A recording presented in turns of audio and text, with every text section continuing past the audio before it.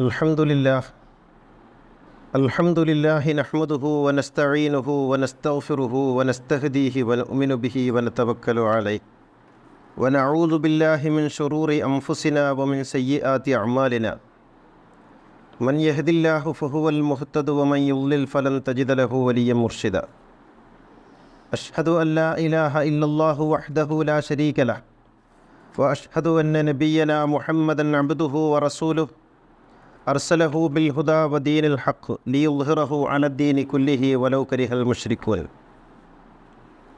അല്ലാഹുമ്മ സല്ലി അലാ മുഹമ്മദിൻ വ ആലി മുഹമ്മദ് കമാ സല്ലൈത അലാ ഇബ്രാഹീമ വ ആലി ഇബ്രാഹീം വബാരിക് അലാ മുഹമ്മദിൻ വ ആലി മുഹമ്മദ് കമാ ബാരക്ത അലാ ഇബ്രാഹീമ വ ആലി ഇബ്രാഹീമ ഫിൽ ആലമീന ഇന്നക ഹമീദും മജീദ്.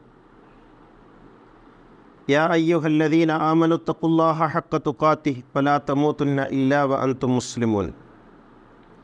അഊദു ബില്ലാഹി മിനശ് ശൈത്വാനിർ റജീം. ബിസ്മില്ലാഹിർ റഹ്മാനിർ റഹീം.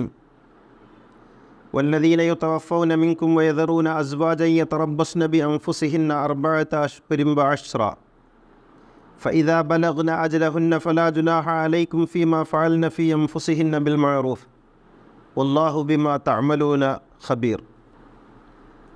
ബഹുമാന്യരായ സഹോദരന്മാരെ, സഹോദരികളെ, തഖ്വയുള്ളവരായി ജീവിക്കണമെന്ന് എന്നെയും നിങ്ങളെയും ഉണർത്തുകയാണ്. അള്ളാഹു നമ്മെ എല്ലാവരെയും സജ്ജനങ്ങളിൽ ഉൾപ്പെടുത്തി അനുഗ്രഹിക്കുമാറാകട്ടെ. വിശുദ്ധ ഖുർആൻ മുന്നോട്ട് വെക്കുന്ന നിയമ സംവിധാനങ്ങളും പൗരോഹിത്യം മുന്നോട്ട് വെക്കുന്ന നിയമവ്യവസ്ഥകളും തമ്മിലുള്ള അന്തരം പരിശോധിക്കുകയായിരുന്നു കഴിഞ്ഞ ഖുത്ബകളിലെല്ലാം. അത് ബലിയാണെങ്കിലും അതിനു മുൻപ് പറഞ്ഞ വിഷയങ്ങളാണെങ്കിലുമെല്ലാം എന്താണ് ഖുർആൻ പറയുന്നത്, എന്താണ് മുല്ലമാർ പറയുന്നത് എന്ന ഒരു പരിശോധനയാണ് നാം നടത്തിയത്. ദൗർഭാഗ്യകരമെന്ന് പറയട്ടെ, ശമ്പളം പറ്റിയുമല്ലാതെയും പണിയെടുത്തുകൊണ്ടിരിക്കുന്ന മുല്ലമാരുടെ ഒരു വലിയ നിര കേരളത്തിലും പുറത്തും പ്രവർത്തിച്ചു കൊണ്ടിരുന്നിട്ടും ഞാൻ മുന്നോട്ട് വെച്ച ഇക്കാര്യങ്ങൾക്ക് തൃപ്തികരമായ മറുപടി പറയാൻ അവർക്കാർക്കും സാധിച്ചിട്ടില്ല എന്നുള്ളത് നിങ്ങളെല്ലാവരും ശ്രദ്ധിക്കുന്നുണ്ടാകും എന്ന് ഞാൻ വിചാരിക്കുന്നു. ജനങ്ങളെ തെറ്റിദ്ധരിപ്പിക്കുന്ന വിധത്തിൽ എന്തൊക്കെയോ പറഞ്ഞു പോകുന്നു ചിലർ എന്നല്ലാതെ കൃത്യവും വ്യക്തവുമായ ഒരു മറുപടി ഇവിഷയത്തിലില്ല എന്നത് യഥാർത്ഥത്തിൽ അവർ പറയുന്ന കാര്യങ്ങൾക്ക് അടിസ്ഥാനമില്ല എന്നുള്ളതിന് തെളിവാണ്. ഇന്ന് ഞാൻ പറയാൻ ഉദ്ദേശിക്കുന്ന വിഷയം വിശുദ്ധ ഖുർആനും മുല്ലാ ശരീഅത്തും തമ്മിലുള്ള വളരെ പ്രകടമായ ഒരു അന്തരം കാണുന്ന ഒരു വിഷയമാണ് മരണവുമായി ബന്ധപ്പെട്ട ചടങ്ങുകൾ എന്ന് പറയുന്നത്. ഖുർആൻ മരണവുമായി ബന്ധപ്പെട്ട് അല്ലെങ്കിൽ മരണത്തിന് ശേഷമുള്ള കാര്യങ്ങളെ വിശദീകരിക്കുന്നത്, ഞാൻ മരണാനന്തര ജീവിതത്തെക്കുറിച്ചല്ല പറയുന്നത്, മരണവുമായി ബന്ധപ്പെട്ട് സമൂഹത്തിൽ നിലവിലുള്ള ആചാരങ്ങളെ ഖുർആൻ കാണുന്നത് എങ്ങനെയാണ് ഈ പൗരോഹിത്യ മതം കാണുന്നത് എന്നത് സംബന്ധിച്ചുള്ള ഒരു ചർച്ചയാണ്. അതിൽ വളരെ പ്രധാനപ്പെട്ടതാണ് മരിച്ചതിന് ശേഷമുള്ള മരണപ്പെട്ടയാളുടെ ഭാര്യയുമായി ബന്ധപ്പെട്ട നിയമങ്ങൾ. മരിച്ചാൽ തന്നെ ഒരുപാട് പ്രശ്നങ്ങളുണ്ട്. മരിച്ചാൽ പിന്നെ ആരൊക്കെ കാണണം, ആരൊക്കെ കാണരുത്, മയ്യത്ത് കാണൽ എന്തോ വലിയ പുണ്യമുള്ള സംഗതിയാണെന്നാണ് ഇവരൊക്കെ പ്രചരിപ്പിക്കുന്നത്. മരിച്ചിട്ടൊരാളവിടെ കിടന്നാൽ ആ മരിച്ചയാളുടെ മുഖത്ത് നിന്നിങ്ങനെ മുഖം മൂടി പൊക്കാനും താഴ്ത്താനും ഒരാളുണ്ടാവും. ഈ വരുന്നവരൊക്കെ ഇങ്ങനെ നോക്കും, ഇയാളിങ്ങനെ പൊക്കിക്കൊടുക്കും, അയാൾ പോയാൽ അതങ്ങ് താഴ്ത്തും. ഇതൊരു ചടങ്ങാണ്. യഥാർത്ഥത്തിൽ മയ്യത്ത് കാണൽ സുന്നത്താണോ? മയ്യത്ത് കാണുക എന്നുള്ളതിന് എന്തെങ്കിലും പുണ്യമുണ്ടോ? ഒരു പുണ്യവും ഇല്ല. അങ്ങനെ എവിടെയും കാണാനും സാധ്യമല്ല. മയ്യത്ത് കാണുക, മയ്യത്ത് സംസ്കരിക്കുകയാണ് വേണ്ടത്. ഇത്ബാഉൽ ജനായിസ് എന്നാണ് അതിന് പ്രവാചകൻ ഉപയോഗിച്ച പ്രയോഗം. അതിന് പകരം മയ്യത്ത് കാണുക, എന്നിട്ടോ വന്ന ആൾക്കാരൊക്കെ മയ്യത്ത് കണ്ടങ്ങ് പോകും. ഈ മയ്യത്തിന് വേണ്ടി പ്രാർത്ഥിക്കുന്നതോ മയ്യത്തിൻ്റെ ചടങ്ങുകളിൽ പങ്കെടുക്കുന്നതോ അതിനെ മറമാടുന്നതോ ഒന്നും വിഷയമല്ല. മയ്യത്ത് കാണലൊരു വിഷയം. ഇനി മയ്യത്ത് കാണൽ അതിരിക്കട്ടെ, എന്തോ ഒരു അവസാനം കാണുക എന്നുള്ള ഒരു വൈകാരികമായ സംഗതിയൊക്കെ ഉണ്ടെങ്കിൽ അതൊക്കെ ബന്ധപ്പെട്ടവർക്കേ ഉണ്ടാകേണ്ടതുള്ളൂ, നാട്ടുകാർക്ക് ഉണ്ടാകേണ്ടതില്ല. എങ്കിലും അങ്ങനെ ശരി, നമുക്കത് അങ്ങനെ പറയാം. അത് കഴിഞ്ഞ് അന്യരായ ആളുകൾ അല്ലെങ്കിൽ അന്യമതസ്ഥരായ ആളുകളൊക്കെ കാണുന്നതിന് വലിയ കോലാഹലമാണ് ഉണ്ടാക്കുന്നത്. ഞാൻ ഓർക്കുന്നത്, ശാന്തപുരം മഹലിൽ ഞാൻ ജോലി ചെയ്യുന്ന സമയത്ത് അവിടെ ഒരു സ്ത്രീ മരണപ്പെട്ടു. അവിടെ ഈ ചില മതരാഷ്ട്ര സംഘടനകൾ പ്രവർത്തിക്കുന്ന അതിന് വലിയ ഹോൾഡുള്ള ഒരു സ്ഥലമാണ്. സ്വാഭാവികമായിട്ടും അവരൊക്കെ മുന്നോട്ട് വെക്കുന്ന വലിയ മതേതരമായ വിശാലമായ കാഴ്ചപ്പാടുകളൊക്കെ ഉണ്ടല്ലോ, അതുണ്ടാകണമെന്നാണ്. അങ്ങനെയാണല്ലോ വെപ്പ്.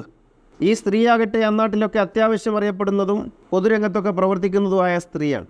അവരുടെ മയ്യത്ത് കാണാൻ വേണ്ടി അവരുടെ ജീവിതകാലത്ത് അവരോടൊപ്പം കളിക്കുകയും വർത്തമാനം പറയുകയും ഒന്നിച്ചിരിക്കുകയും ഭക്ഷണം കഴിക്കുകയൊക്കെ ചെയ്യുന്ന അമുസ്ലിം സ്ത്രീകളായ ചില ആളുകൾ വന്നപ്പോൾ അവിടെയുള്ള മഹാപണ്ഡിതന്മാരെന്ന് നാട് നീളെ പേരെടുത്തിട്ടുള്ള ചില ആളുകൾ പറഞ്ഞു, അത് പാടില്ല, ഹറാമാണ്, കാണാൻ പാടില്ല. ആരാ പറയുന്നത്? നാളെ ഇസ്ലാമിക രാഷ്ട്രം സ്ഥാപിച്ചിട്ട് ഇവിടെ ഭരിക്കാൻ വേണ്ടി വന്ന പ്രധാനമന്ത്രിമാരിൽ ഒരാളാണ് പറയുന്നത്. പാടില്ല, തിരിച്ചയച്ചു. വിഷമത്തോടു കൂടി അവർ മടങ്ങിപ്പോയി. കാരണം ഇവർ മഹാഭൂരിപക്ഷം, മൃഗീയ ഭൂരിപക്ഷമുള്ള ഒരു നാട്ടിൽ അവർക്കൊന്നും പറയാൻ കഴിയില്ലല്ലോ, ഇവരെ മതമാണല്ലോ പറയുന്നത്. അത് പിറ്റേന്നത്തെ ഖുത്ബയിൽ പറഞ്ഞതിൻ്റെ പേരിൽ നടപടികളുണ്ടായി. ഞാൻ പറയുന്നത് ഇതാണ്, അമുസ്ലിംകളായിട്ടുള്ള ആളുകൾ മയ്യത്ത് കണ്ടാൽ എന്താ സംഭവിക്കുക? ആരെയാ അമുസ്ലിങ്ങളെന്ന് പറയുന്നത്? അമുസ്ലിംകളെന്ന് പറഞ്ഞ മതക്കാരല്ലേ, മനുഷ്യരല്ലേ? അവർ ഈ മരിച്ചു കിടക്കുന്ന ബോഡി കണ്ടാൽ എന്ത് സംഭവിക്കും? അത്രയും നികൃഷ്ടരാണോ, മോശക്കാരാണോ, മാറ്റിവെക്കപ്പെടേണ്ടവരാണോ? സ്ത്രീകളാണ് മരിച്ചത്, അമുസ്ലിം സ്ത്രീകൾ കണ്ടുകൂടത്രേ, ഹറാമാണത്രേ. പുരുഷന്മാരാണെങ്കിൽ അമുസ്ലിം പുരുഷന്മാർ കണ്ടുകൂടുന്നു. ഇനി സ്ത്രീയാണ് മരിച്ചെങ്കിൽ പുരുഷന്മാർക്ക് കാണാൻ പാടില്ലത്രേ. വികാരം ഉണ്ടാവും. അതന്നെ കണ്ടാൽ. ഈ വികാരവും പറഞ്ഞിട്ട് ഈ മതക്കാർ എത്ര കാലമായി നടക്കുന്നു? മയ്യത്ത് കണ്ടാൽ വികാരമുണ്ടാകുന്നവരാണെങ്കിൽ നിങ്ങൾക്കല്ലേ അസുഖം? പുരോഹിതന്മാരെ, മുല്ലമാരെ, നിങ്ങളെ എന്നെ ചികിത്സിക്കേണ്ടത്. യഥാർത്ഥത്തിൽ മാനവികമായ ബന്ധങ്ങൾക്ക്, മനുഷ്യബന്ധങ്ങൾക്ക് അല്പം പോലും വില കൽപ്പിക്കാത്ത, മൂല്യബോധമില്ലാത്ത വെറും ശരീരജീവികളായി നിങ്ങൾ മാറിയത് കൊണ്ടല്ലേ നിങ്ങൾക്ക് ഇങ്ങനെ പറയേണ്ടി വരുന്നത്. അമുസ്ലിങ്ങൾ കാണരുത് മയ്യത്ത് എന്ന്. പ്രവാചകൻ്റെ ജനാസ കാണുന്നതിനും അതിൽ അവസാനം വരെ ഇടപെടുന്നതിനും അന്നാട്ടിലെ യഹൂദരും ക്രൈസ്തവരുമായ പലരും ഉണ്ടായിരുന്നു എന്നുള്ളത് ചരിത്ര വസ്തുതയല്ലേ? നിങ്ങൾ എവിടുന്നാണ് ഇസ്ലാം പഠിക്കുന്നത്? നിങ്ങൾ പുരോഹിതന്മാർ ഉണ്ടാക്കുന്ന മതമാണിത്. ഇത് പ്രവാചകൻ്റെയോ ഖുർആനിൻ്റെയോ മതമല്ല. അവിടെ തുടങ്ങി ഇങ്ങനെ മരണവുമായി ബന്ധപ്പെട്ട കാര്യങ്ങളിലെല്ലാം ഖുർആനുമായി പുലബന്ധമില്ലാത്ത കാര്യങ്ങളാണ് നിങ്ങൾ കൊണ്ടുവരുന്നത്. അതിൻ്റെ ഏറ്റവും വലിയ ഒരു രംഗമാണ് മരണപ്പെട്ടയാളുടെ ഭാര്യ ഇദ്ദ ആചരിക്കുക എന്ന് പറയുന്നത്. ഇദ്ദ ആചരിക്കുക എന്ന് പറയുന്നത് ഖുർആനികമാണ്. എന്താ ഇദ്ദ ആചരിക്കുക എന്ന് പറഞ്ഞാൽ? മറയിലിരിക്കലാണോ, റൂമിലിരിക്കലാണോ, വെള്ളവസ്ത്രം ധരിക്കലാണോ, പുറത്തു പോകാതിരിക്കലാണോ? അതൊന്നുമല്ല. ഖുർആനിൽ ഇദ്ദയെക്കുറിച്ചൊരു വർത്തമാനം പറഞ്ഞിട്ടുണ്ട്. എന്താണത്?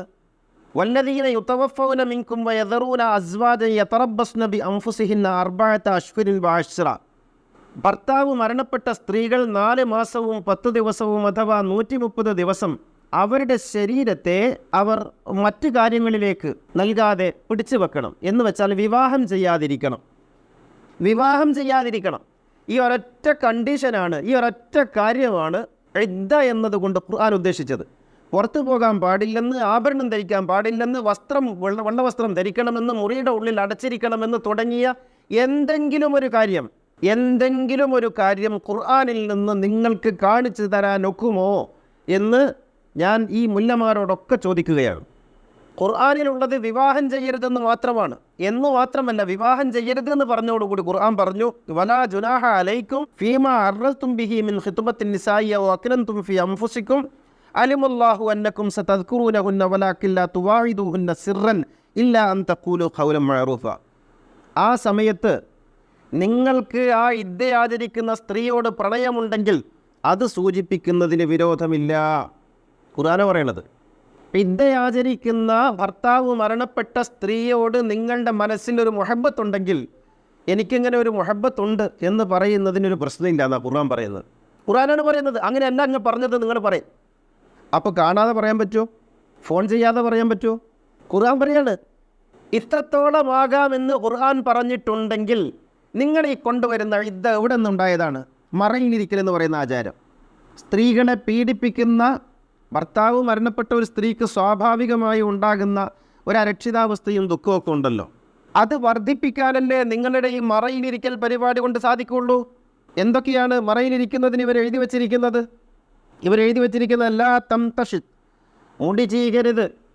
ഈ മുല്ലാ ഫിഖ്ഹ പറയുന്നത് മുടി ചീകരുത് എന്ന് വെച്ചാൽ പാറിപ്പറഞ്ഞ മുടിയായിട്ട് 130 ദിവസം. പിന്നെ ഈ സ്ത്രീ ഭ്രാന്തിയല്ലേ? പിന്നെയോ ലാ തക്തഹിൽ, സുറുമ എഴുതരുത്. പിന്നെയോ ലാ തൽബിസ സൗബൻ മസൂഹൻ, വർണ്ണവസ്ത്രം ധരിക്കരുത്, കളർഫുള്ളായിട്ടുള്ള വസ്ത്രം ധരിക്കരുത്. പിന്നെയോ ലാ തംസി തീബൻ, പെർഫ്യൂം ഉപയോഗിക്കരുത്. ഒന്നും പാടില്ല. ഇങ്ങനെ അടച്ചിട്ട മുറിയിൽ ആരും കാണാതെ, ആരെയും കാണാതെ ഒരു ഏകാന്ത തടവ്. ഇത് തന്നെയല്ലേ സതി? സതി എന്ന് പറയുന്ന ഒരു നിമിഷം കൊണ്ട് തീർന്നു പോകുന്ന ദുരാചാരം. ഇത് 130 ദിവസം അനുഭവിക്കേണ്ടുന്ന ദുരാചാരം. അത്രയും ക്രൂരമായ സതിയെ, ആ സതിക്കെതിരെ മതത്തിനകത്ത് നിന്ന് ശബ്ദം ഉയർന്നു വന്നു. ഇത് 130 ദിവസം ഒരു സ്ത്രീ തൻ്റെ എല്ലാ വിനോദങ്ങളെയും, തൻ്റെ എല്ലാ ആഗ്രഹങ്ങളെയും, തൻ്റെ എല്ലാ അഭിനിവേശങ്ങളെയും ഒതുക്കി ആരും കാണാതെ, ആരെയും കാണാതെ അടച്ചിട്ട ഒരു ഇരുട്ടുമുറിയിൽ ഏകാന്ത തടവിന് സ്വയം വിധിച്ച് ഇരിക്കുക എന്ന് പറയുന്നത് എന്ത് തെറ്റായി സ്ത്രീ ചെയ്തത്? ഭർത്താവിനെ കൊന്നവളൊന്നും അല്ലല്ലോ. എന്ത് തെറ്റാ ചെയ്തത്? ഇത് ഖുർആനികമാണോ? ഖുർആനികമല്ല. ഖുർആനിൽ അങ്ങനെയൊന്നില്ല. ഇതെവിടെ നിന്ന് വന്നതാ? തഫ്സീർ തബരി പറയുന്നു, കാന നിസാഉൽ ജാഹിലിയ്യതി ഇദാ മാത സൗജു ഇഹ്ദാഹുന്ന ലുബിസത് അത്മാറു സിയാബിഹാ വജുലിസത് ഫീ അഹസ്സി ബുയൂതിഹാ ഫഇദാ ഹാല അലൈഹാ അൽഹൗലു ഫദഹറജത്ഹാ അലാ ദിഹാരി ഹിമാർ. എന്താ പറയുന്നതെന്നറിയോ? ജാഹിലിയ കാലത്ത്, ഗോത്രകാലത്ത്, ഇസ്ലാമിന് മുമ്പ് ഭർത്താവ് മരണപ്പെട്ടാൽ ഏറ്റവും പഴയ വസ്ത്രം ധരിക്കുകയും ഏറ്റവും ഇരുണ്ട മുറിയിലിരിക്കുകയും ചെയ്യും. എന്നിട്ട് കാലാവധി പൂർത്തിയായാൽ കഴുതപ്പുറത്ത് അവളെ ഇങ്ങനെ വട്ടം ചുറ്റിക്കും. ഇതായിരുന്നു ജാഹിലിയ കാലത്തുള്ള സമ്പ്രദായം.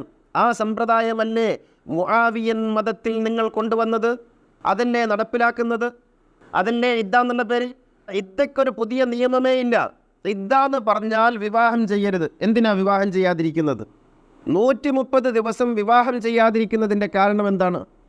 അതിന് കാരണം മരണപ്പെട്ട ഭർത്താവിൻ്റെ ലയാബിലിറ്റി, അയാളുടെ ഇടപാടുകൾ, അയാളുടെ ബാധ്യതകൾ, അയാളുടെ കടങ്ങൾ, അയാളുടെ മറ്റ് അനന്തര സ്വത്തുക്കളെല്ലാം കൃത്യപ്പെടുത്തുന്നതിനും അത് എങ്ങനെയാണോ കൈകാര്യം ചെയ്യേണ്ടത് അങ്ങനെ കൈകാര്യം ചെയ്യുന്നതിനും സ്വാഭാവികമായി നിശ്ചയിക്കപ്പെട്ട ഒരു കാലാവധിയാണത്. എന്ന് വെച്ചാൽ ഒരു വർഷത്തിൻ്റെ 1/3 ഭാഗം അത് കൈകാര്യം ചെയ്ത് കൊടുക്കണം. അത് സ്വത്ത് കടമുണ്ടെങ്കിൽ കടം വീട്ടണം, ഇങ്ങോട്ട് കിട്ടാനുണ്ടെങ്കിൽ വാങ്ങണം, മക്കൾക്ക് കൊടുക്കാനുള്ളത് കൊടുക്കണം, മാതാപിതാക്കളുണ്ടെങ്കിൽ അവരുടെ ബാധ്യത തീർക്കണം. ഇങ്ങനെ എല്ലാ പ്രശ്നങ്ങളും തീർത്ത് എല്ലാം സെറ്റിൽ ചെയ്ത് ഈ സ്ത്രീയുടെ ജീവിതത്തിലേക്ക് മറ്റൊരു ഭർത്താവ് വന്നാൽ അയാൾ കൂടി ഇതിൽ അവകാശിയാവൂലേ? അയാൾക്കും കൂടി ഇതിൽ ഹോൾഡ് ഉണ്ടാവില്ലേ? അയാൾക്ക് സ്വാധീനം ഉണ്ടാവില്ലേ? അപ്പോൾ ഇതൊന്നും കൃത്യമായിട്ട് ചെയ്യാൻ കഴിയില്ല. അപ്പോൾ എന്ത് ചെയ്യണം? അങ്ങനെ ഒരാളെ തൻ്റെ ജീവിതത്തിലേക്ക് എടുക്കുന്നതിന് മുമ്പ് ഇതൊക്കെ അങ്ങ് തീർത്ത് കളയണം. അതിന് കൊടുത്തൊരു കാലാവധിയാണ് ഇത്. അങ്ങനെയാണ് തീർക്കേണ്ടത്. എന്നിട്ട് അതൊന്നും പരിഗണിക്കാതെ ഈ സ്ത്രീകളെ പീഡിപ്പിക്കുന്ന, എന്നാൽ ഭാര്യ മരിച്ചാലോ ഭർത്താവ് പിറ്റേന്ന് കല്യാണം കഴിക്കും. ഇത് പുരുഷൻ്റെ മതമാണല്ലോ. അയാൾ പിറ്റേന്ന് പോയി കല്യാണം കഴിക്കും. അവിടെ പ്രശ്നങ്ങളൊന്നുമില്ല. സ്ത്രീക്ക് വിവാഹം ചെയ്യരുത് എന്ന് പറയുന്നതിന് ഈ കാര്യമാണുള്ളത്. അവൾ തന്നെ ഇതെല്ലാം അനുഭവിക്കണം. ഈ 130 ദിവസം അടച്ചിട്ട മുറിയിൽ എത്രത്തോളം എന്ന് വെച്ചാൽ സൂര്യപ്രകാശം പോലും കടന്നു വരാത്ത വിധം വന്ന ദ്വാരങ്ങളുണ്ടെങ്കിൽ ആ ദ്വാരങ്ങൾ തുണി കൊണ്ടോ മറ്റോ അടച്ചിട്ട് വേണം ഇരിക്കാൻ. മറയിലിരുത്തുക എന്ന് പറഞ്ഞൊരു ഏർപ്പാടുണ്ട്. ഭർത്താവിൻ്റെ വീട്ടുകാർ, മരിച്ചുപോയ ഭർത്താവിൻ്റെ വീട്ടുകാർ വരും. എന്നിട്ട് അവൾക്കൊരു 1000-ഓ 5000-ഓ 10000-ഓ കൊടുത്ത് ഒടുക്കത്തെ ഇരുത്തം വരുത്തും. ആ ഇരുത്തത്തിൻ്റെ പേരും അങ്ങനെയാണ്. എന്നിട്ട് ആരെങ്കിലും വരാത്ത, സ്വന്തം വീടിൻ്റെ വരാന്ത കാണാത്ത 130 ദിവസം, സൂര്യപ്രകാശം കാണാത്ത 130 ദിവസം, രാത്രി മാത്രം പുറത്തിറങ്ങുന്ന, അഥവാ ബാത്ത് അറ്റാച്ച്ഡ് റൂമൊന്നും ഇല്ലാത്ത വളരെ പഴക്കമുള്ള പ്രയാസമുള്ള കുടുംബത്തിലാണെങ്കിൽ പുറത്താണ് ബാത്റൂമെങ്കിൽ പുറത്തിറങ്ങാൻ പോലും ആരെങ്കിലും ഉണ്ടോ എന്ന് നോക്കണം. ഒരാൾ പുറത്ത് പോയി നോക്കണം, ആരെങ്കിലും വരുന്നുണ്ടോ, ആരെങ്കിലും പോകുന്നുണ്ടോ, എന്നിട്ട് പോയിരിക്കണം. മതമാണിത്. തൗബ ചൊല്ലിക്കൊടുക്കാൻ മുക്രിക്ക വരും, അയാൾക്ക് കാണാം, അല്ലെങ്കിൽ അയാൾക്ക് കേൾക്കാം. എന്നിട്ട് പറയും എന്ത്? റബ്ബന. അപ്പോൾ ഇവിടെ ചെല്ലണം, റബ്ബന ആത്തിന ഫിദ്ദുനിയ, എൻ്റെ തമ്പുരാനെ എന്ന് പറഞ്ഞിട്ട് പറഞ്ഞു കൊടുക്കും. ഇവളെ ഏറ്റുചൊല്ലും. ഇങ്ങനെ കൃത്രിമമായി തൗബ ചെയ്യിച്ച് എന്തൊക്കെയോ ആചാരങ്ങളുണ്ടാക്കി വസ്ത്രം ധരിപ്പിച്ച് ഇങ്ങനെ ഇരുത്തുന്ന ഈ ഏർപ്പാട് അനിസ്ലാമികമാണ്, ഖുർആൻ വിരുദ്ധമാണ്, പ്രവാചക വിരുദ്ധമാണ്, ഇസ്ലാമിലില്ലാത്തതാണ്. ഉണ്ടെന്ന് നിങ്ങൾ തെളിയിക്കും. നിങ്ങളുടെ പാളക്കിതാബുകൾ കൊണ്ടുവരരുത്, നിങ്ങൾ ഖുർആൻ കൊണ്ടുവരണം. ഖുർആനിൽ പറഞ്ഞത് എന്ത് ചെയ്യും? നിങ്ങളുടെ മനസ്സിൽ ആ സ്ത്രീയോട് വല്ലതും തോന്നുകയാണെങ്കിൽ ആ സ്ത്രീയോടത് സൂചിപ്പിക്കാം. നിങ്ങൾ കരാറിൽ ഏർപ്പെടരുതെന്ന് മാത്രം എന്ന് ഖുർആൻ പറഞ്ഞ ഈ ആയത്തിനെ കുറിച്ച് നിങ്ങൾ എന്ത് പറയും? ജനങ്ങളെ തെറ്റിദ്ധരിപ്പിക്കുകയല്ലേ? എത്ര സ്ത്രീകളാണ് ഇത് 70-80 വയസ്സുള്ള സ്ത്രീകളെന്ന്. 70-80 90 വയസ്സുള്ള സ്ത്രീകളാണെങ്കിൽ പോലും ഈ അർത്ഥത്തിൽ ഇദ്ദ ആചരിക്കുന്ന പ്രാകൃതവും അപരിഷ്കൃതവുമായ ഏർപ്പാടല്ലേ നിങ്ങൾ ഇസ്ലാമിൻ്റെ പേരിൽ കൊണ്ടുവരുന്നത്? എന്നിട്ട് അതിൽ നിന്നിട്ട് ഇദ്ദ കഴിയുന്ന സമയത്ത് ഉസ്താദുമാരൊക്കെ വന്ന് എന്നിട്ട് ഒരു ദുആയൊക്കെ ചെയ്ത് കൈമടക്കും വാങ്ങി. കൈമടക്കാണ്, ഉദരപൂരണമാണ്. ഇതിൽ വേറൊന്നുമില്ല. ഇതിനെല്ലാവരും സമ്മതമാണ്. ഇതിൽ പരിഷ്കൃതം, പുരോഗമനം, അധോഗമനം അങ്ങനെ വ്യത്യാസമൊന്നുമില്ല. എല്ലാവരും ഇത്തരത്തിലുള്ള ദുരാചാരങ്ങൾക്ക് എല്ലാവരും സമ്മതമാണ്. നിങ്ങൾ ആലോചിക്കണം, ഖുർആൻ പറയുന്നു, ഇതേക്കുറിച്ച് പറയുന്നിടത്ത് ഖുർആൻ മറ്റൊരു കാര്യം കൂടി പറയുന്നുണ്ട്. ഫൈദാ ബലഗ്ന അജലഹുന്ന ഫലാ ജുനാഹ അലൈക്കും ഫീമാ ഫഅൽന ഫീ അൻഫുസിഹിന്ന ബിൽ മഅറൂഫ്. അവരുടെ ഇദ്ദയുടെ കാലാവധി കഴിഞ്ഞാൽ അവർക്ക് ഇഷ്ടമുള്ളതുപോലെ ചെയ്യട്ടെ, നിങ്ങൾക്ക് അതിൽ യാതൊരു കുറ്റമില്ല. അവർക്ക് സ്വന്തം ഇഷ്ടമുള്ള പുരുഷനെ വിവാഹം ചെയ്യട്ടെ, അവർക്ക് സ്വയം വിവാഹം ചെയ്യാൻ ഖുർആൻ പറയാണ്. അത് മറ്റൊരു വിഷയമായതുകൊണ്ട് ഞാനിപ്പോൾ പറയുന്നില്ല. ഒരു സ്ത്രീക്ക് സ്വയം വിവാഹിതയാകാമെന്ന് ഖുർആൻ പറയുന്നുണ്ട്. അതിന് മറ്റൊരാളുടെയും ആവശ്യമൊന്നുമില്ല. എന്ന് വെച്ചാൽ വിപ്ലവകരമായൊരു സംഗതിയാണത്. വിധവകൾക്ക് വിവാഹം പാടില്ലെന്നും വിധവകളെ വിവാഹം ചെയ്യരുതെന്നൊക്കെ പല തരത്തിലും പല തലത്തിലും പല മതങ്ങളും വിധിച്ച സന്ദർഭത്തിൽ വിധവയ്ക്ക് തനിക്ക് ഇഷ്ടപ്പെട്ട ഒരു പുരുഷനെ സ്വയം വിവാഹം ചെയ്ത് അയാളുടെ കൂടെ അല്ലെങ്കിൽ തൻ്റെ കൂടെ അയാൾക്ക് ജീവിക്കാൻ കഴിയുന്ന ഒരു സാഹചര്യം ഖുർആൻ വകവെച്ചു കൊടുക്കുകയാണ്. അതിന് രക്ഷിതാവിൻ്റെ ഒന്നും ആവശ്യമില്ലാത്ത വിധത്തിൽ. ഇതൊക്കെ പഠിക്കപ്പെടേണ്ട സംഗതിയാണ്. ഇന്നും സമൂഹത്തിൽ അത്ഭുതമുളവാക്കുന്ന പ്രഖ്യാപനങ്ങളാണ് അതൊക്കെ. പറഞ്ഞു വരുന്നത്, ഈ രീതിയിൽ അള്ളാഹുവിൻ്റെ കലാമിനെ വ്യക്തമായി ജനങ്ങൾക്ക് പഠിപ്പിച്ചു കൊടുക്കുന്നതിന് പകരം അത് സമൂഹത്തിലും മനുഷ്യർക്കും നൽകുന്ന സ്വാതന്ത്ര്യത്തെ വിശദീകരിച്ച് കൊടുക്കുന്നതിന് പകരം തങ്ങളുടെ ഗോത്ര നിയമങ്ങൾ നടപ്പിലാക്കാൻ വേണ്ടി ഇസ്ലാമിനെ ഉപയോഗപ്പെടുത്തിയ ഗോത്ര നേതാക്കളുടെ മതബോധത്തെയാണ് ഇന്ന് പുരോഹിതന്മാർ പ്രചരിപ്പിച്ചു കൊണ്ടിരിക്കുന്നത്. അതാണ് പുരോഹിതന്മാർ പ്രചരിപ്പിക്കുന്ന മതം. അത് അള്ളാഹുവിൻ്റെ ദീനല്ല എന്നാണ് ഞാൻ പറയുന്നതിൻ്റെ ചുരുക്കം. പ്രവാചകൻ്റെ ചര്യ തന്നെ നോക്കാം. ഇവർ ഹദീസൊക്കെ പറയുമല്ലോ. ഈ ഹദീസിൽ എന്താ പറയുന്നത്? ജാഫർ ബിൻ അബി താലിബ് മരണപ്പെട്ടപ്പോൾ പ്രവാചകൻ പറഞ്ഞതായിട്ട് അദ്ദേഹത്തിൻ്റെ ഭാര്യ അസ്മ പറയുന്നുണ്ട്, നീ 3 ദിവസം ദുഃഖമാചരിച്ച് സുമ്മസ്നഈ മാ ശിഇതി, പിന്നെ നിനക്ക് ഇഷ്ടമുള്ളതുപോലെ ജീവിക്കുക. റസൂൽ പറഞ്ഞതാ, നീ 3 ദിവസം ദുഃഖമാചരിക്കുക. ആരാ ജാഫർ? പ്രവാചകൻ്റെ അനുജനാ, പ്രവാചകൻ്റെ ശിഷ്യനാ. ആ ജാഫർ കൊല്ലപ്പെട്ടപ്പോൾ ജാഫറിൻ്റെ ഭാര്യയോട് അത്രമാത്രം പ്രവാചകൻ ഇഷ്ടപ്പെട്ട ആ കുടുംബം, ആ ജാഫറിൻ്റെ ഭാര്യ അസ്മയോട് റസൂൽ പറഞ്ഞത് 3 ദിവസം നീ ദുഃഖമാചരിച്ചിട്ട് സുമ്മസ്നഈ മാ ശിഇതി. അഹമ്മദ് ഉദ്ധരിച്ച ഹദീസാണ്, 27468 നമ്പർ ഹദീസ്. പിന്നെ നിനക്ക് ഇഷ്ടമുള്ളതുപോലെ നീ ജീവിക്ക് എന്ന് പറഞ്ഞു. ഹദീസെങ്കിലും നിങ്ങൾ അംഗീകരിക്കേ, എന്നിട്ടെങ്കിലും ഈ സ്ത്രീ സമൂഹത്തെ ഇത്തരം ദുരാചാരങ്ങളിൽ നിങ്ങൾ രക്ഷിക്കുക. ഇല്ല, നിങ്ങളത് ചെയ്യില്ല. കാരണം ഇത് നിങ്ങൾക്ക് നടപ്പിലാക്കണം എന്നുള്ളത് നിങ്ങളുടെ നിഗൂഢമായ അജണ്ടയാണ്. 1, സ്ത്രീകളെ അടിച്ചമർത്തുക എന്നുള്ളത്. 2, പണസമ്പാദന മാർഗമാണത് എന്ന്. 3, പഴയകാല ഗോത്ര നിയമമാണത് എന്നുള്ളതും. ഇക്കാരണങ്ങളാൽ ഇതൊന്നും നിങ്ങൾ മാറ്റൂല. പക്ഷേ ജനങ്ങൾക്ക് ബോധമുണ്ടാകണം. ഇത് ഖുർആൻ അനുസരിച്ചല്ല ഞങ്ങളിത് ചെയ്യുന്നത്, ഞങ്ങളെ കൊണ്ട് ഇത് ചെയ്യിക്കുന്നത് എന്ന ബോധം ജനങ്ങൾക്കുണ്ടാകണം. അള്ളാഹു അനുഗ്രഹിക്കട്ടെ. അഖൂലു ഖൗലി ഹാദാ വഅസ്തഗ്ഫിറുല്ലാഹൽ അലീം ലി വലക്കും വഅസ്തഗ്ഫിഹി അന്നി വഅൻകും വഅൻ ജമീഇൽ മുസ്ലിമീന വൽ മുഅ്മിനീന അജ്മഈന ഫസ്തഗ്ഫിറൂഹു ഇന്നഹു ഹുവൽ ഗഫൂറുർ റഹീം. അൽഹംദുലില്ലാഹില്ലദീ ഹദാനാ ലിഹാദാ വമാ കുന്നാ ലിനഹ്തദിയ ലൗലാ അൻ ഹദാനല്ലാഹ്. അസ്സലാത്തു വസ്സലാമു അലാ സയ്യിദിനാ മുഹമ്മദിൻ സയ്യിദിൽ കൗനൈനി മഹ്ബൂബി റബ്ബിൽ മശ്രിഖൈനി വൽ മഗ്രിബൈൻ ഖാതമിൽ അംബിയാഇ സയ്യിദിൽ മുർസലീൻ മുറാദിൽ മുസ്താഖീൻ മഹ്ബൂബിൽ ആശിഖീൻ ജദ്ദിൽ ഹസനി വൽ ഹുസൈൻ സാഹിബിൽ ഹറമൈനി വബിനിൽ ദബീഹൈൻ സയ്യിദിനാ മുഹമ്മദ് ബിൻ അബ്ദുല്ലാഹി ബിൻ അബ്ദുൽ മുത്തലിബ് സല്ലല്ലാഹു അലൈഹി വഅലാ ആലിഹി വസഹ്ബിഹി അല്ലദീന ജാഹദൂ ബി അംവാലിഹിം ഫീ സബീലില്ലാഹ് വബാഉ നുഫൂസഹും ലിദീനിൽ ഹുദാ റളിയല്ലാഹു അൻഹും വറളൂ അൻഹു ദാലിക ലിമൻ ഖശിയ റബ്ബഹ്. സഹോദരന്മാരെ, സഹോദരികളെ, തഖ്വയുള്ളവരായി ജീവിക്കണമെന്നൊന്നുകൂടി എന്നെയും നിങ്ങളെയും ഉണർത്തുകയാണ്. മരണവുമായി ബന്ധപ്പെട്ട് ഇദ്ദ മാത്രമല്ല, അതുമായി ബന്ധപ്പെട്ടുള്ള ഒരുപാട് ആചാരങ്ങൾ യാഥാസ്ഥിതിക വിഭാഗങ്ങളിലും പുരോഗമനമെന്ന് പറയുന്ന വിഭാഗങ്ങളിലുമൊക്കെ ഒരുപോലെ നമുക്ക് കാണാൻ കഴിയും. ഞാൻ പറയുന്നത് ആണ്ടടിയന്തിരം, ചാവടിയന്തിരം, 3-ാം ദിവസം, 40-ാം ദിവസം, 15-ാം ദിവസം ഇതേക്കുറിച്ചൊന്നുമല്ല. അതൊക്കെ മറ്റൊരു സംഗതിയാണ്. അതൊന്നും ചർച്ച ചെയ്യപ്പെടേണ്ട വിഷയമാണെന്ന് എനിക്ക് തോന്നുന്നില്ല. മറിച്ച് അതൊന്നും അല്ലാത്ത കുറേ കാര്യങ്ങൾ. അതിലൊന്നാണ് മരിച്ചവർക്ക് വേണ്ടി ഹജ്ജ് ചെയ്യുക, മരിച്ചവർക്ക് വേണ്ടി ഉംറ ചെയ്യുക. ഈ അനുഷ്ഠാനങ്ങളുടെ ഒരു പ്രത്യേകത അത് ചെയ്തയാൾ നന്നാവും എന്നുള്ളതാണ്. ചെയ്തയാൾക്ക് നന്നാവാം. നിങ്ങൾ ജുമുഅ നിസ്കരിച്ചാൽ നിങ്ങൾക്ക് നന്നാവാം. നിങ്ങൾക്ക് വേണ്ടി വേറൊരാൾ ജുമുഅ നിസ്കരിച്ചാൽ നിങ്ങളെങ്ങനെ നന്നാകാം? നിസ്കാരത്തെക്കുറിച്ച് ഖുർആൻ പറഞ്ഞത് എന്താ? അത് തിന്മകളിൽ നിന്ന് മനുഷ്യനെ തടയും. നോമ്പിനെക്കുറിച്ച് പറഞ്ഞത് നിങ്ങൾക്ക് തഖ്വയുണ്ടാകും. നിങ്ങൾക്ക് തഖ്വ ഉണ്ടാകാൻ വേണ്ടി ഉണ്ടാക്കിയ ഒരു സംഗതി നിങ്ങൾ മരിച്ചതിന് ശേഷം നിങ്ങൾക്ക് വേണ്ടി ഒരാൾ ചെയ്തിട്ട് നിങ്ങൾക്ക് എന്ത് തഖ്വ ഉണ്ടാവാനാ? അത് ചെയ്ത ആൾക്കുണ്ടാവുമായിരിക്കും. മരിച്ചതിന് ശേഷമുള്ളൊരു സംഗതി ഇവർ ഈ പുരോഹിതന്മാർ പറഞ്ഞു കൊടുക്കുന്നത്. കാരണം ഇവർക്ക് ഇതാണല്ലോ ബിസിനസ്. മരിച്ചതിന് ശേഷം നിങ്ങൾക്ക് മരിച്ചയാൾക്ക് വേണ്ടി അനുഷ്ഠാനങ്ങളാൽ എന്ത് ചെയ്തിട്ടും ഒരു കാര്യമില്ല. ചെയ്താൽ കാര്യമുള്ള ഒരു സംഗതി ഉണ്ട്. എന്താണെന്നറിയോ? നിങ്ങൾ സമ്പാദിച്ചു വെച്ച പണമുണ്ട് ഇവിടെ. ആ പണം ഉപയോഗിച്ച് ഏതെങ്കിലും ഒരു മനുഷ്യന് അല്ലെങ്കിൽ ഏതെങ്കിലും ഒരു ജീവിക്ക് വല്ല നന്മയുണ്ടാക്കുന്നൊരു പ്രവർത്തനം നിങ്ങൾ ഉണ്ടാക്കി വെച്ച പണം കൊണ്ട് ചെയ്യുകയാണെങ്കിൽ അത് നിങ്ങളുടെ കർമ്മമാണല്ലോ. നിങ്ങളുടെ കർമ്മമാണല്ലോ അത് കിട്ടും. നിങ്ങളുടെ കർമ്മം നിങ്ങൾക്ക് കിട്ടുമല്ലോ. എന്നല്ലാതെ നിങ്ങൾക്ക് വേണ്ടി ഒരാളെ ഹജ്ജ് ചെയ്തു, നിങ്ങൾക്ക് വേണ്ടി നിങ്ങൾ ബുദ്ധി ഉപയോഗിക്കുക. നിങ്ങൾ എന്താണ് ഇങ്ങനെ ഒന്നും ആലോചിക്കാതിരിക്കുന്നത്?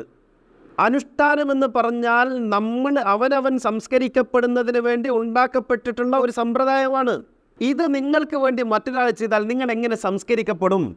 നിങ്ങൾക്ക് വേണ്ടി മറ്റൊരാൾ ഭക്ഷണം കഴിച്ചാൽ നിങ്ങളുടെ വിശപ്പ് മാറുമോ? മറ്റൊരാൾ നിങ്ങൾക്ക് വേണ്ടി വെള്ളം കുടിച്ചാൽ നിങ്ങളുടെ ദാഹം തീരുമോ? ഇല്ലല്ലോ. എങ്കിൽ പിന്നെ മറ്റൊരാൾ നിങ്ങൾക്ക് വേണ്ടി നിസ്കരിച്ചാൽ നിങ്ങളെങ്ങനെ നന്നാവും? മറ്റൊരാൾ നിങ്ങൾക്ക് വേണ്ടി ഉംറ ചെയ്താൽ, ഹജ്ജ് ചെയ്താൽ നിങ്ങൾക്ക് എങ്ങനെ അതിൻ്റെ ഗുണമുണ്ടാകും? വിഡ്ഢിത്തം അവസാനിപ്പിക്കുക. ഈ പുരോഹിതന്മാർ പറയുന്ന കള്ളങ്ങൾ നിങ്ങളുടെ ബുദ്ധി ഉപയോഗിച്ച് നിങ്ങൾ ചിന്തിക്കുക. പെരും കള്ളം പറഞ്ഞ് പണം തട്ടുകയാണവർ, ചൂഷകരാണവർ. അതിന് നിന്നു കൊടുക്കരുത്. ഇതൊന്നും മരിച്ചയാൾക്ക് വേണ്ടി ചെയ്യേണ്ടുന്ന കർമ്മങ്ങളെയല്ല. അങ്ങനെ ഒരു കർമ്മ ഇസ്ലാമിലില്ല. അനുഷ്ഠാനം നിർവഹിക്കുന്നവർക്ക് മാത്രമുള്ളതാണ്. അവർക്ക് നന്നാവാനുള്ളതാണ് അനുഷ്ഠാനം. ഇങ്ങനെ മരണവുമായി ബന്ധപ്പെട്ട് മരിച്ചതിന് ശേഷം അങ്ങനെ ഇങ്ങനെയെന്നൊക്കെ പറഞ്ഞിട്ട് പണം തട്ടാൻ വേണ്ടി മതത്തെ ഉപയോഗിക്കുന്ന ഈ പുരോഹിത പരീക്ഷകൾ സമീപിക്കുമ്പോൾ നിങ്ങൾ ചോദിക്കണം, ഇതെങ്ങനെ മൂല്യാരെ, എങ്ങനെ മൗലവി, എങ്ങനെ ആചാര്യ, എങ്ങനെ തങ്ങളെ, ഇതെങ്ങനെ സാധിക്കും? ഇത് പടച്ചോനങ്ങനെ പറഞ്ഞിട്ടില്ലല്ലോ. മതത്തെ ചൂഷണം ചെയ്യുകയാണിവർ, തട്ടിപ്പ് നടത്തുകയാണ്. മരിച്ചാൽ നിങ്ങൾക്ക് നിങ്ങളുടെ കർമ്മങ്ങളുണ്ട്. നിങ്ങൾ ചെയ്ത കർമ്മങ്ങൾ, അത് നിസ്കാരം നോമ്പ് തുടങ്ങിയ കർമ്മങ്ങളല്ല, മറിച്ച് നിങ്ങൾ ചെയ്ത സത്കർമ്മങ്ങൾ നിങ്ങൾക്കുണ്ട്, അമലുസ്സാലിഹാത്തുണ്ട്. അതാണ് നിങ്ങളുടെ രക്ഷാശിക്ഷകളുടെ ആധാരം. അതാണ് നിങ്ങളുടെ വിജയപരാജയങ്ങളുടെ അടിസ്ഥാനം. അതാണ് നിങ്ങളുടെ സ്വർഗ നരകങ്ങളുടെ നിദാനം. അത് മാത്രമാണ്. അതാണ് ആലോചിക്കേണ്ടത്. നല്ലത് ചെയ്ത് ജീവിക്കുക, എന്നിട്ട് വിജയം വരിക്കുക. അല്ലാതെ അവർക്ക് കാശ് കൊടുത്തും ഇവർക്ക് കാശ് കൊടുത്തും അവരെ കൊണ്ട് പ്രാർത്ഥിപ്പിച്ചും ഇവരെ കൊണ്ട് പ്രാർത്ഥിപ്പിച്ചും അവരെ കൊണ്ട് അങ്ങനെ ചെയ്യിച്ചും സാധ്യമല്ല. അങ്ങനെ നിങ്ങൾക്ക് രക്ഷപ്പെടാൻ കഴിയില്ല. നിങ്ങൾ ചെയ്യണം നന്മകൾ, എന്നിട്ട് രക്ഷപ്പെടണം. അല്ലാതെ മരിച്ചവർക്ക് വേണ്ടി ചിലരൊക്കെ ഇങ്ങനെ വിളിച്ചു ചോദിക്കും, മരിച്ചവർക്ക് വേണ്ടി ഞങ്ങൾ ഉംറ ചെയ്യട്ടെ, മരിച്ചവർക്ക് വേണ്ടി. അള്ളാഹുവിനെ കളിയാക്കുകയാണോ? അള്ളാഹു ആരാണെന്ന വിചാരം?